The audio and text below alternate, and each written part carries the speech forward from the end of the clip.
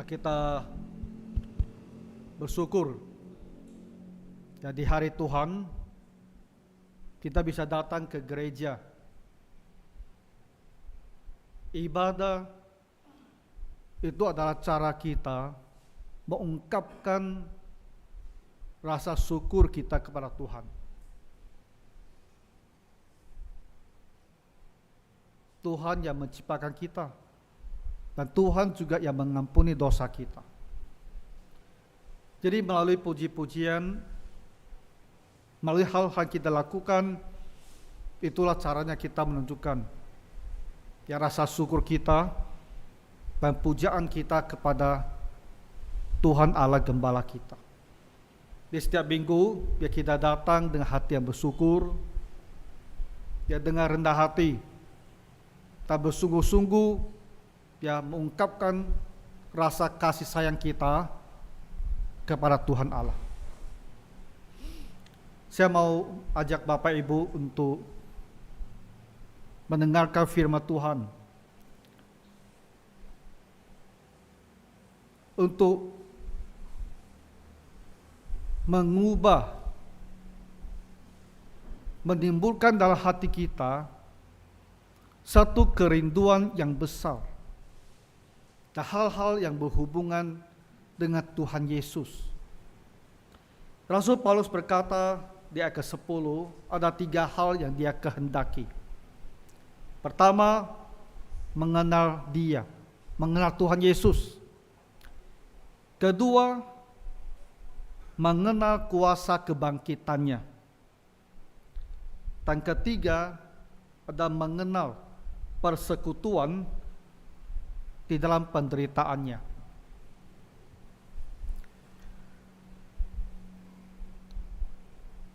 Di dalam hidup ini, bagi Rasul Paulus, dia pada dasarnya tidak ada hal dia inginkan lagi. Kalau kita baca di Filipi, dia malah ingin bisa pergi kepada Tuhan, karena dia sudah pernah diangkat ke surga. Dan dia sudah menyaksikan dan mendengar bagaimana keadaan di surga itu. Kita belum pernah melihat surga, sehingga kita tidak mempunyai pengalaman seperti Rasul Paulus. Tapi Paulus sudah melihatnya, dan tidak ada hal yang bisa dibandingkan di dunia ini dengan surga. Tak terbandingkan. Sehingga dia begitu ingin bisa beralih dari tubuh kita ini, dan rohnya, kitanya ini segera ada di surga. Dia ingin seperti itu. Tetapi dia juga mempunyai sebuah panggilan. Dia sebuah tugas untuk mendidik jemaat, untuk membina jemaat dalam iman. Makanya dia berkata, aku ini terjepit gitu loh. Ya seperti di sebuah jalan yang sempit. Ya, dia ingin bisa ke surga, tapi dia juga merasa terjepit. Dia juga harus di bumi ini, karena tugas untuk membina jemaat. Akhirnya dia bilang, yang lebih penting bukan apa yang saya inginkan ke surga. Yang lebih penting adalah jemaat. Nah, kita yang jadi hamba Tuhan, jadi penatua, jadi majelis belajar hari ini dari Paulus, harus mengasihi jemaat, harus menganggap jemaat itu lebih utama dari diri kita sendiri. Nah, itu dilakukan Paulus. Jadi untuk jemaat dia bilang, aku pilih untuk tetap di dunia ini, ya, supaya dia bisa mendidik jemaat di dalam kebenaran. Jadi Paulus ini ada orang yang bagi dia tak ada lagi hal di dunia ini yang bagi dia itu menarik gitu. Maka dia bilang, kalau aku masih di dunia ini, ya tugas saya itu adalah untuk membangun jemaat. Tapi dalam kaitan dengan hubungan saya dengan Tuhan, saya ingin setiap hari bisa bertumbuh, setiap hari bisa bertambah maju. Dan hal apa dia ingin bertambah maju? Tadi disebut ada 3 hal ini. Apa hubungannya dengan kita? Nah Bapak Ibu, kalau kita bisa meniru Rasul Paulus, belajar juga agar kita juga menginginkan ketiga hal ini, maka kita akan menjadi orang Kristen yang jauh-jauh lebih dewasa. Ya. Hidup kita akan berkenan kepada Tuhan. Tuhan akan suka sama kita. Dan kita sendiri pun, hidup kita ini akan tenang dan damai. Karena fokus utama kita itu ada pada Tuhan Yesus. Jadi mari kita lihat apa ketiga hal ini.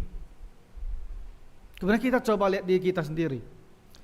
Sejauh ini, apakah kita sudah mempunyai keinginan seperti Rasul Paulus? Kalau kita merasa kita masih belum, maka kita harus berubah. Ya, tujuan pemberitaan firman Tuhan setiap minggu, pertama, supaya kita mendapatkan pengetahuan. Tapi juga supaya kita bisa berubah. Firman itu harus merubah kita. Merubah cara kita berpikir. Ya, merubah cara kita bertindak. Dari sini merubah apa yang kita kehendaki. Bukan berarti dari Bapak Ibu tidak boleh lagi punya kehendak hal-hal dunia ini. Saya tidak boleh lagi punya kehendak ingin pekerjaan lebih bagus. Saya tidak boleh lagi punya kehendak ingin tempat tinggal yang lebih nyaman. Bukan seperti maksudnya. Itu hal-hal duniawi. Ya, kita seperti Adam di tempat Taman Eden untuk mengelola Taman Eden. Dia bekerja. Dan kalau dia bekerja, dia harus urus dengan baik. Dan Tuhan berikan kita hidup, maka kita juga hidup dengan baik. Apa yang ditemukan oleh tangan kita, itu kamu kerjakan dengan sebaik-baiknya. Dari situ, apa yang Tuhan berikan itu berkat kita. Tapi yang saya bisa adalah sisi kerohaniannya. Apa yang harus kita ingini untuk kerohanian kita? 3 hal ini. Yang pertama adalah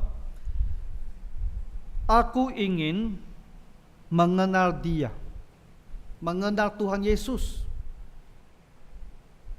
Tapi kita bilang, saya sudah mengenal Tuhan Yesus. Bukankah begitu? Makanya saya ada di gereja. Nah, bukan maksud demikian. Jadi bukan maksud mengenal Dia, menyambut Dia sebagai juru selamat kita. Tapi mengenal Dia dengan lebih dalam. Kita setiap orang di gereja itu sudah saling mengenal kan? Bahkan kita tahu ya nama siapa masing-masing kita tahu. Tapi kita kan ada tingkatan dalam mengenal seseorang. Ya, kita sekedar tahu nama dia, sekedar tahu di mana dia bekerja, sekedar tahu di mana dia tinggal, mungkin sekedar tahu secara umum bagaimana kehidupannya. Tapi kita juga bisa mengenal orang jauh lebih dalam lagi. Ya, terutama ketika orang sudah bisa bicara kepada kita di hati ke hati. Ya, ada hal-hal yang dia bersedia ceritakan. Kita menjadi mengenal Dia itu lebih dalam, lebih dekat lagi. Nah, jadi mengenal Tuhan Yesus ini lebih daripada sekedar tahu bahwa Dia adalah juru selamat dan kita menyambut Dia sebagai juru selamat kita. Tapi kita mau mengenal Dia jauh-jauh lebih dalam lagi. Ya, terutama karakter ya daripada Tuhan kita. Bagaimana sifat daripada Tuhan Yesus. Bagaimana caranya? Kadang-kadang Bapak Ibu mungkin menonton drama dari TV. Setelah kita nonton mungkin beberapa episode ya, kita kan sudah punya satu kira-kira kesimpulan. Orang ini karakternya seperti ini, kan sudah tahu itu. Karena kita sudah melihat kan bagaimana apa yang dia lakukan, bagaimana sifat dia, baik kelakuan dia, apa yang dia bicarakan. Setelah kita menyaksikan beberapa waktu, kita sudah bisa membentuk satu pandangan, karakter dia adalah seperti ini. Sama kalau kita baca buku juga. Saat kita baca beberapa saat, kita sudah bisa membentuk satu kesimpulan bagaimana karakter seseorang. Jadi cara kita untuk mengenal Tuhan Yesus lebih dalam itu adalah melalui membaca kitab suci. Untuk Tuhan Yesus, terutama kita membaca kitab-kitab Injil. Tapi kita bilang, kitab Injil sudah saya baca sejak masih kecil. Benar ya? Dulu, saya kan bukan dari keluarga Kristen. Lahir bukan orang Kristen. Tapi karena ke sekolah misi, ke sekolah Kristen. Jadi waktu SD ada pelajar agama. Waktu zaman saya pelajar agama itu hari Jumat itu loh. Ya. Jumatnya libur, jadi Jumatnya ke sekolah minggu. Jadi ngertilah saya sedikit tentang Alkitab. Tapi kan di rumah tidak punya Alkitab. Saya pun tidak punya Alkitab. Jadi gimana? Nah, pada masa itu sangat menarik. Kalau saya tidak salah itu lembaga Gideon. Pernah dengar Gideon? Gideon itu dimulai di Amerika. Pengusaha.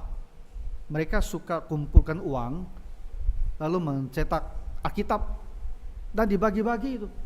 Taruh di hotel-hotel, di setiap kamar itu ada Alkitabnya. Lalu ke sekolah-sekolah mereka bagi-bagi Alkitab. Jadi waktu itu saya entah dari mana, saya pun dapat surat Alkitab itu loh. Tapi hanya perjanjian baru, tipis. Menariknya, dua bahasa. Bahasa Indonesia sama bahasa Inggris. Nah, jadi kita belajar sedikit juga bahasa Inggris di situ. Dia dapat yang tipis. Ya seukuran gini ya. Nah, saya baca. Waktu saya di SMP, karena ada arisan tuh. Sekarang masih arisan tak anak sekolah? Hah? Masih? Kalau zaman saya ada itu sekolah pakai arisan. Di dalam kelas kami arisan. Jadi waktu giliran saya dapat arisan, uang itu saya beli Alkitab. Tahun 1980. Saya ingat karena saya tulis tuh di situ 1980. Itu Alkitab saya yang pertama dibeli dengan uang arisan. Tebal. Saya senang kan, punya Alkitab lengkap. Jadi bisa baca semua. Jadi Bapak Ibu, bagaimana caranya kita bisa lebih mengenal Tuhan Yesus? Kamu harus baca kitab Injil. Memang kitab Injil itu kita udah baca dari sejak kecil itu, baca dan baca dan baca. Dengan ceritanya pun sudah terlalu sering, ya kan? Kalau sekarang mereka bilang ada dua orang, yang satu terjatuh di tepi jalan, kalian langsung bilang anak Samaria, kan langsung tahu kan, betul tak? Nah itu paling celaka tuh ngajak anak-anak sekolah minggu yang Kristen itu, kan dia tahu semua. Tapi guru sekolah minggu pintar selalu cari celah, selalu cari angle, ya. Memang ceritanya itu saja, tapi kita bisa masuk dari satu sisi yang anak itu belum tahu. Selalu ada satu hal baru kepada anak-anak biar dia tetap menarik ceritanya itu. Jangan kamu terus ulang cerita dengan cara yang sama. Anak-anak itu dia tak mau dengar, ya. Nah, jadi kita kan semua udah banyak dengar cerita, banyak baca. Nah, sekarang saya minta gini cara. Mulai sekarang, kalau kita mau lebih mengenal Tuhan Yesus, waktu kamu baca Injil itu, kamu baca sampai kamu pikir, apa yang saya pelajari tentang sifat Tuhan Yesus? Itu jadi angle kamu membacanya. Cerita apapun tentu kamu harus pikir, apa yang saya pelajari tentang karakter Tuhan Yesus, apa yang saya pelajari tentang sifat Tuhan Yesus. Jadi kamu jangan lagi hanya ingat ceritanya A dan ceritanya B. Ya bukan itu yang kamu perhatikan, tapi apa yang dia katakan dari cerita tentang sifat Tuhan Yesus. Ya. Jadi kalau kita baca Injil, semua cerita, semua perkataan Tuhan Yesus dengan angle ini, nanti kamu mendapatkan banyak sekali pemahaman tentang sifat, tentang karakter Tuhan Yesus. Nah, ini salah satu caranya bagi kita untuk bisa lebih mengenal Dia. Tahu tidak, Rasul Paulus? Rasul Paulus bertobat di mana? Di dekat Damsik kan? Damaskus itu Syria sekarang, ya. Setelah dia bertobat, apa yang dia lakukan? Ke kitab Galatia bilang, dia pergi ke daerah Arabia, daerah Arab. 3 tahun di situ. Tak dijelaskan untuk apa dia ke sana, tapi bisa diperkirakan dia ke sana pasti untuk mempelajari kembali perjanjian lama. Apa yang perjanjian lama katakan tentang Sang Mesias. Karena setelah itu dia keluar, dia dengan tegas sekali mengatakan Yesus adalah Sang Mesias, Sang Raja, Sang Juru Selamat. Jadi dia baca perjanjian lama dari angle yang satu ini. Siapa itu Tuhan Yesus gitu. Nah, jadi ada banyak cara kita mempelajari kitab suci. Tergantung apa yang mau kita pelajari.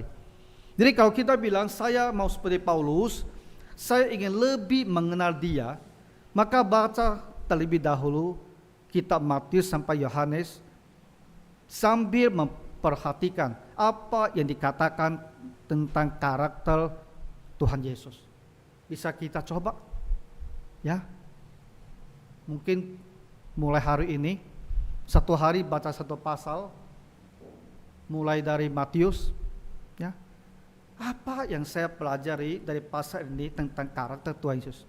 Setelah baca, kamu pikir, apa yang saya pelajari tentang karakter Yesus? Besok baca satu pasal lagi, lalu bilang, apa yang saya pelajari tentang karakter Yesus? Setiap hari pikir seperti ini.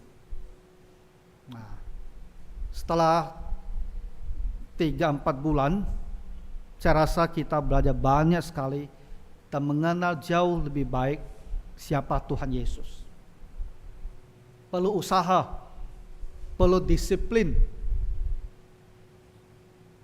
Disiplin itu akar katanya sama dengan disciple, murid. Ya, disiplin itu disciple. Disciple adalah murid. Murid itu apa tugasnya? Murid tugasnya adalah belajar. Jadi kalau disiplin itu punya akar makna dasarnya adalah kamu harus belajar dengan tekun. Jadi kalau kita mau mengenal Tuhan, kamu harus mau belajar. Oke, kita lanjut yang kedua ini. Yang ku kehendaki adalah mengenal kuasa kebangkitannya. Mengenal kuasa kebangkitan. Apa artinya? Artinya adalah dalam hidup kita ini mengalami kuasa Tuhan yang begitu besar. Kuasa Tuhan yang bisa membangkitkan Kristus dari kematiannya. Manusia yang sudah berhenti bernafas dan sudah dikuburkan itu bisa hidup kembali. Itu membutuhkan satu kuasa yang tak bisa kita bayangkan seberapa dahsyatnya.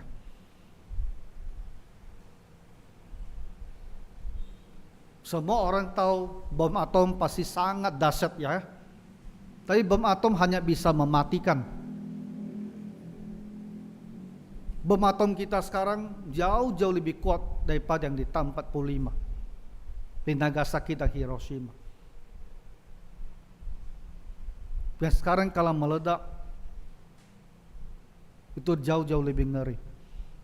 Tapi seberapa pun kuasanya bom itu hanya kuasa mematikan, tak bisa menghidupkan. Tapi ada kuasa dari surga yang bisa memberikan nafas kembali kepada orang yang sudah mati, yang bisa membangkitkan Tuhan Yesus. Dan kita seperti Paulus ingin mengenal kuasa ini, ingin mengalami kuasa demikian. Maka Bapak Ibu ingin mengalami kuasa Tuhan, kuasa yang pada zaman dahulu bisa membangkitkan Kristus dari kematiannya. Tidak ada hal yang tak bisa diatasi oleh kuasa ini. Tak ada kesulitan yang tak bisa diselesaikan oleh kuasa ini. Dunia tak bisa menghidupkan manusia mati, tapi kuasa ini bisa menghidupkan. Maka tak ada masalah di dunia ini yang lebih besar daripada kematian. Jadi apapun juga masalah kita, ada kuasa yang bisa menyelesaikannya. Dan ini menjadi penghiburan bagi kita.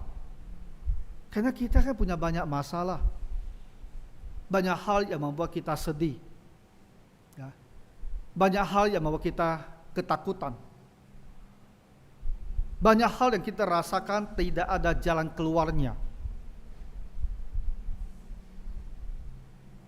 Tapi kita harus ingat, ada kuasa yang bisa memberikan jalan keluar untuk kesulitan apapun yang kita hadapi pada masa sekarang ini.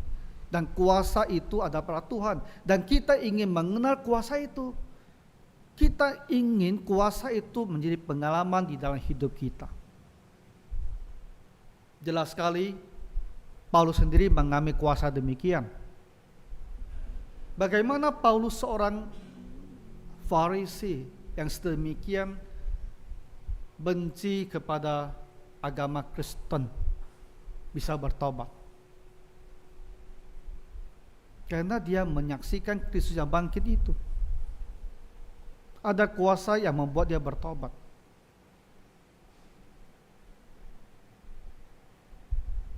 Waktu saya masuk sekolah teologi ya, saya punya satu senior itu loh, kakak kelas ya. Kan kita anak laki-laki itu, satu kamar itu 4 orang tuh, ya. Jadi double decker 2, double decker 2. Tahu double decker kan? Dan 2 itu, 2 tingkat, di satu orang 1, 4. Suatu hari ya dia buka baju loh, wih, warna-warni gambarnya, tatunya banyak sekali. Terkejut saya gitu loh, kok bisa di sekolah teologi yang tatunya banyak sekali ini, kok bisa kan? Kita kan pikir yang ke sekolah teologi umumnya yang baik-baik lah. Kok banyak sekali tatunya? Orangnya tinggi besar itu loh. Setelah masuk Kristen dia ganti nama jadi Benyamin. Guys, Benyamin kan nama keren. Benyamin boleh juga, tapi tatunya banyak sekali teman yang satu ini. Jadi setelah itu saya kan baru masuk, tanya-tanya lah, ini siapa ini Benyamin ini? Oh, rupanya dia itu dari lembaga rehabilitasi narkoba. Narkoba kan orang bilang susah sekali mau dilepaskan saya itu, tapi berhasil dia. Berhasil. Dia masuk sekolah teologi ya, dia selesai sekolah, dia melayani. Dia dapat istri lagi di sekolah teologi ya. Namanya Irene. Dan istrinya jadi counselor yang memberikan pelayanan bimbingan Kristen.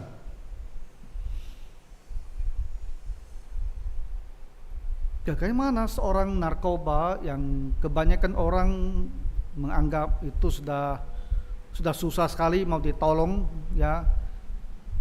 Kalau dia sampai begitu banyak tato, saya rasa dia lebih daripada narkoba. Saya gangster kali juga ya itu.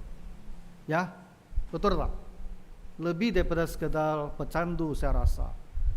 Ya, pasti juga yang biasa sok-sok garang gitu loh. Pakai tato batang besar kan. Jadi mungkin juga orang jalanan ya, yang tukang pukul juga kali. Tapi dia bertobat. Jadi dari mana bisa dia bertobat seperti ini? Nah itulah kuasa. Kuasa yang membangkitkan Kristus itu adalah kuasa yang bisa mengubah manusia. Jadi kita mempunyai banyak kesulitan dan kita merasa aku nggak sanggup berubah, tak bisa terlepas. Tak ada jalannya saya bisa jadi lebih baik. Kita sendiri memang tidak sanggup. Tetapi kita harus ingat, ada kuasa yang mampu. Kuasa yang dahulu membangkitkan Tuhan Yesus. Kuasa yang sama itu tetap ada sampai hari ini. Dan kuasa itulah, kalau kita mohon, dia bisa membebaskan kita dari kecanduan, dari ikatan apapun juga. Jadi kita yang sebagai orang tua, ya, kalau kita merasa anak kita ini, bagaimana ya anak ini, kamu berdoalah. Karena ada kuasa Tuhan yang juga bisa mengubah. Kemarin ada yang kenal datang ke gereja, orang Singapura, anak perempuan, mungkin sekarang sekitar 23-24. Ini anak waktu di secondary school, waktu level SMP, juga sangat tak bisa patuh pada orang tua. Sering bolos sekolah, pagi sampai tengah malam.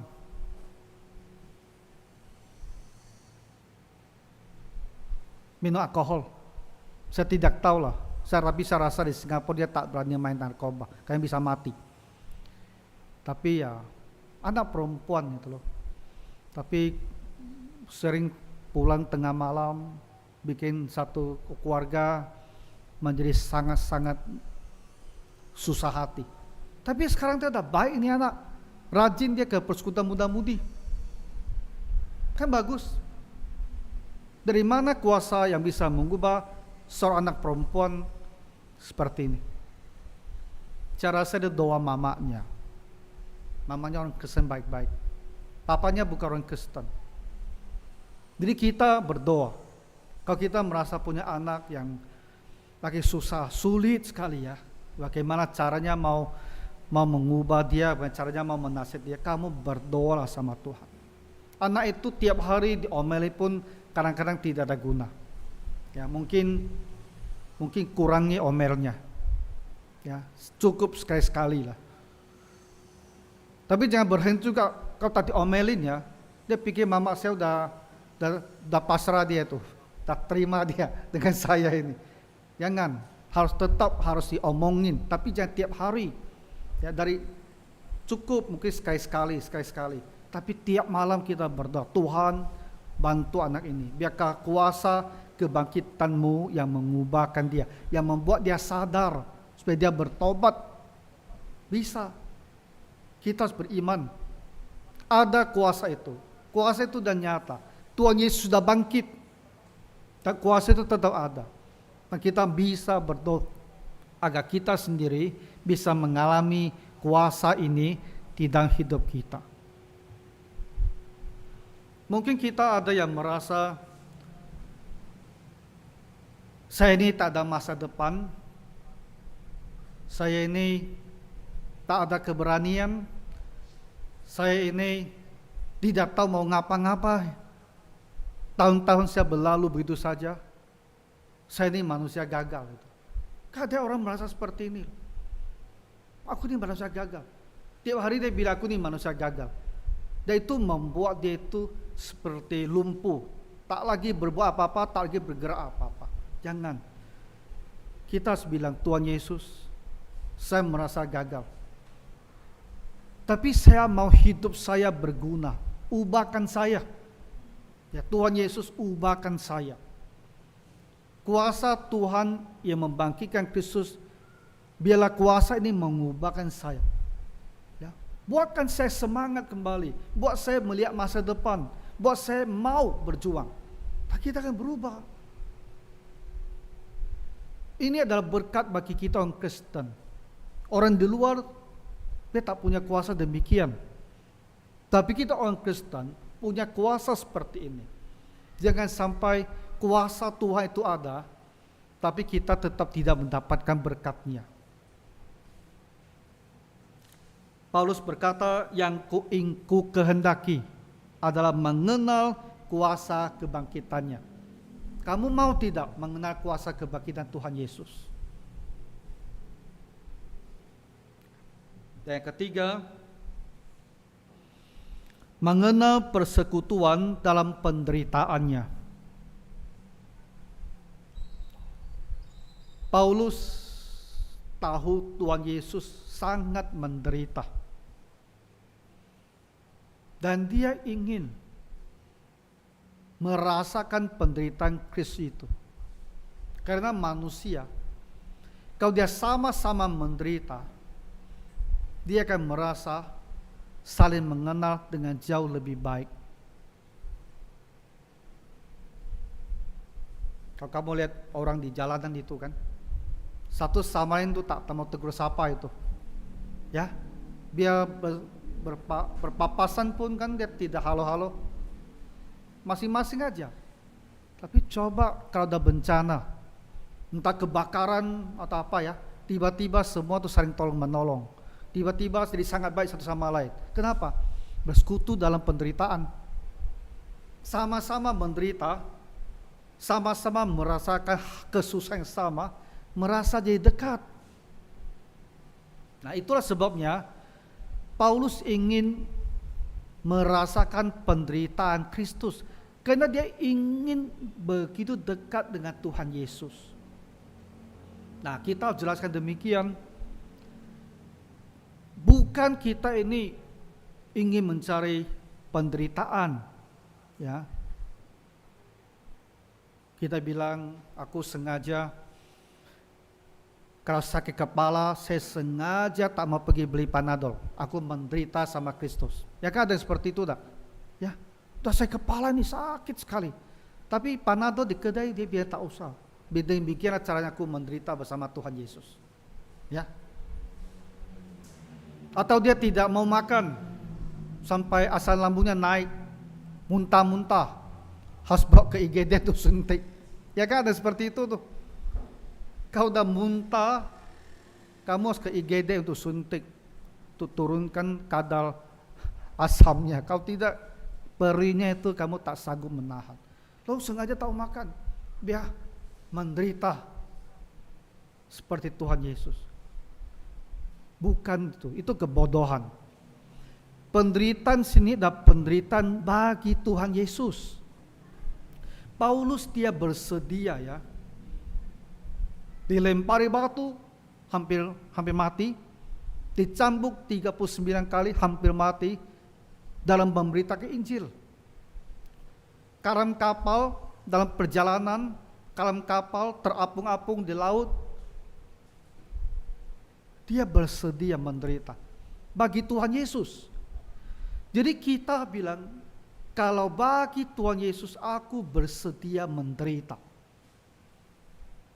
Itulah persekutuan dan penderitaan dengan Kristus. Bukan karena kebodohan kita sendiri atau kesalahan kita sendiri lalu kita menderita. Kita pergi curi motor orang, ya, curi motor orang, ditangkap polisi, kena gebuk sama polisi, kena pukul sama pemilik, lalu aku menderita seperti Kristus. Bukan seperti itu. Kamu itu kalau mencuri dan menderita, itu hukuman setimpal bagi kamu.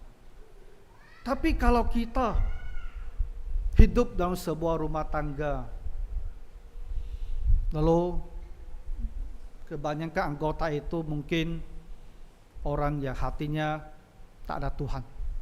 Mungkin mereka Kristen juga, tapi hatinya tak ada Tuhan. Jadi kamu selalu diusik, selalu diperlakukan buruk karena kamu seorang yang rohani. Nah, kita boleh bilang, aku menderita bagi Tuhan Yesus. Ya.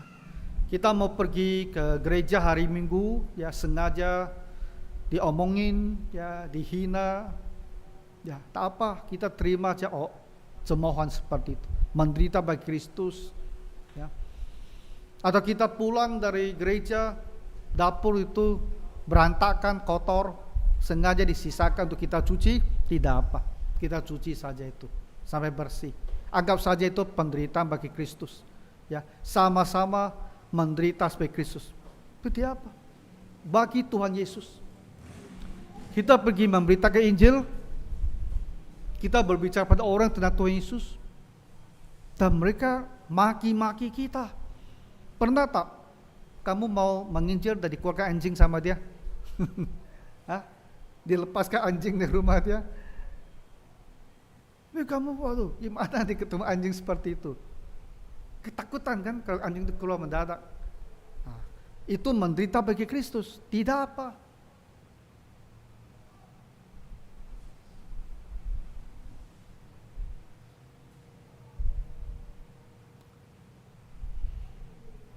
Paulus bilang, yang kukehendaki adalah mengenal persekutuan dalam penderitaan bersama Kristus.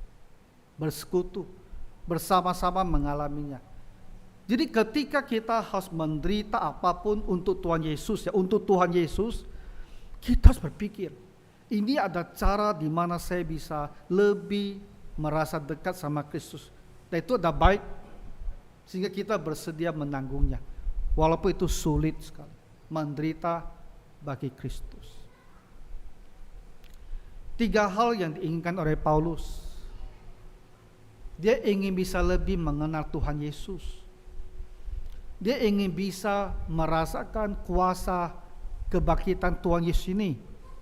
Dan dia ingin juga bisa lebih mengalami penderitaan bersama dengan Kristus. Kalau kita juga mempunyai keinginan ini akan membuat kita jadi orang Kristen yang jauh lebih dewasa. Kita akan bertumbuh.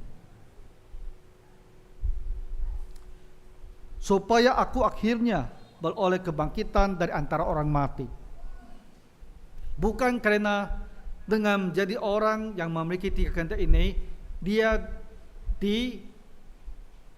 diberikan kebangkitan, bukan. Tapi dia ada orang yang telah diselamatkan. Ya, dia ingin menjadi orang Kristen yang sedemikian baik, sehingga nantinya dia akan mengalami kebangkitan. Kebangkitan itu akan menjadi sukacita dia yang paling tinggi. Jadi mata dia itu, kenapa dia bersedia hidup demikian? Karena dia tahu di depannya dia akan bangkit kembali dari kematian. Hidup selama-lamanya dalam tubuh kita ini. Tapi tubuh yang dibangkitkan, tubuh yang tidak lagi mempunyai keinginan berdosa, dan tak ada lagi penderitaan di sana. Kita semua orang percaya pada Tuhan Yesus. Kita semua punya pengharapan ini. Kita akan dibangkitkan untuk hidup kekal selama-lamanya.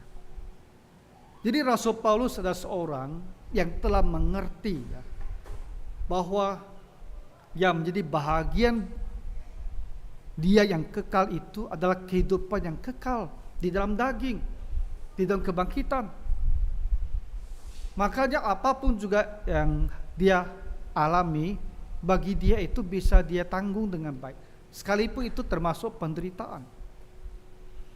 Nah, jadi kita orang Kristen, kita harus punya keinginan semakin dekat dengan Tuhan. Dan kita selalu tahu bahwa kita ke depan akan mempunyai kebangkitan. Kita yang hidup kekal. Dan itulah yang membuat kamu menjadi orang Kristen yang kuat. Ya. Dan tak ada lagi yang bisa menarik kita meninggalkan Tuhan Yesus. Dan tidak ada yang lebih baik daripada pengharapan hidup kekal ini. Jadi Bapak Ibu, kamu harus rajin pergi keluar, bicara sama orang, ajak mereka ke gereja. Ya, tak usah merasa malu. Kalaupun dipermalukan, anggaplah ini untuk Tuhan Yesus. Begitu banyak orang, ajak mereka ke gereja, bicara kepada mereka tentang Tuhan Yesus, supaya mereka bisa juga diselamatkan. Ya, mari kita berdoa. Tuhan Bapa Surgawi,